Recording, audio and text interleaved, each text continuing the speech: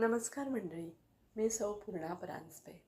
आध्यात्मिक 33 अनर्से या सत्रामध्ये आज पाहत आहोत भूतकाळात घडून गेलेल्या गोष्टी, भविष्यकाळ, वर्तमान काळ. मंडळी, सारांशाने भूतकाळ घडून गेला आहे, त्यामुळे त्याचा उपयोग फक्त धडे शिकवण्यापुरता आहे. भविष्याचं कितीही नियोजन केलं तरी ते आत्ताच्या वर्तमानातल्या क्षणावर अवलंबून आहे.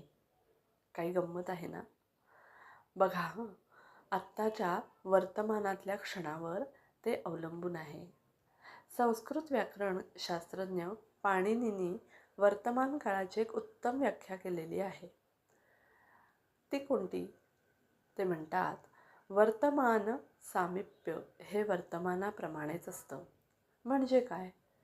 तर मी आत्ता आले आहे हे भूतकाळाला उद्देशून वापरलेलं वाक्य आणि मी आता जात आहे हे भविष्यकाळाला उद्देशून वापरलेलं वाक्य. म्हणजे मंडळी, यामध्ये वर्तमान सामिप्य आहे. वस्तुतः वर्तमान असा काळच नसतो. बघा विचार करून, आत्ता जे सांगितलं त्याचा विचार केलात की तुमच्या लक्षात येईल वर्तमान असा काळच नसतो.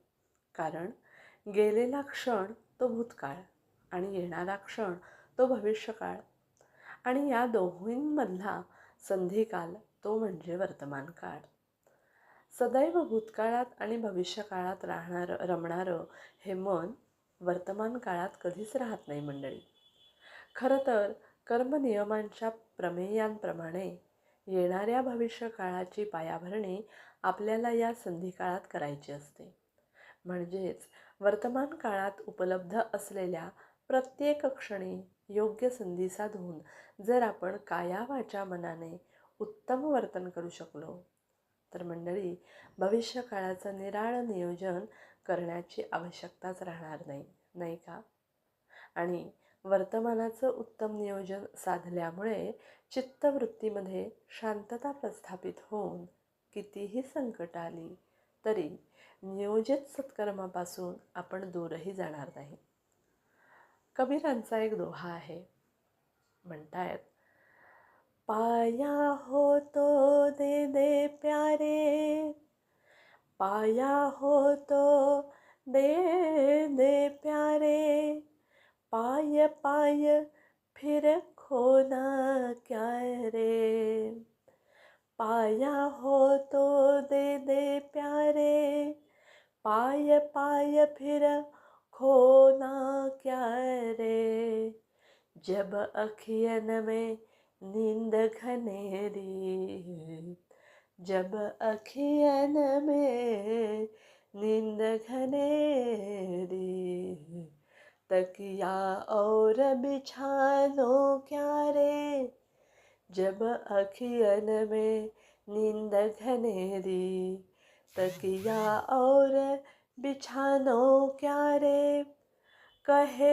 कबीर प्रेम का मार्ग, कहे कबीर प्रेम का मार्ग, सिर दिया तो रोना क्या रे, सिर दिया तो रोना क्या रे, भजो रे भैया राम गोविंद हरे.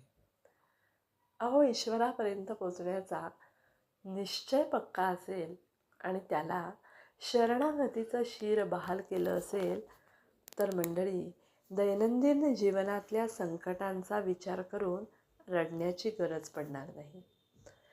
ज्या अर्थी व्यवहारातलं कोणतंही सुख शाश्वत नाही, त्या अर्थी व्यवहारातलं कोणतंही दुःख सुद्धा शाश्वत नाही. मग सुख दुःख दोन्ही जर अशाश्वत असतील तर सुखाच्या आनंदात रममाण होण्यापेक्षा किंवा दुःखात रडत बसण्यापेक्षा आपली आध्यात्मिक मार्गक्रमणा योग्य रीतीने चालू ठेवणं हेच मनुष्यासाठी श्रेयस्कर आहे, नाही का? तेव्हा मंडळी, आपल्या या सुखदुःखात आणि भूत वर्तमान भविष्य काळामध्ये आपण कोणता मार्ग अवलंबायचा हे आपल्या सद्सद्विवेक बुद्धीने जर ठरवलं ना मंडळी, तर या आयुष्याच्या हिंदोळ्यावर आपण बसून भूत, भविष्य आणि वर्तमान आणि त्याच्याचबरोबर सुखदुःखाच्या हिंदोळ्यावर झुलताना नामाच्या या आकाशापर्यंत पोचणाऱ्या झुलावर जर बसलो तर निश्चितच आपलं आयुष्य हे सुखदुःखाने अशाश्वत असणाऱ्या पण नामाने शाश्वत मिळणाऱ्या सुखाकडे नक्कीच पोचेल मंडळी, नाही का? धन्यवाद.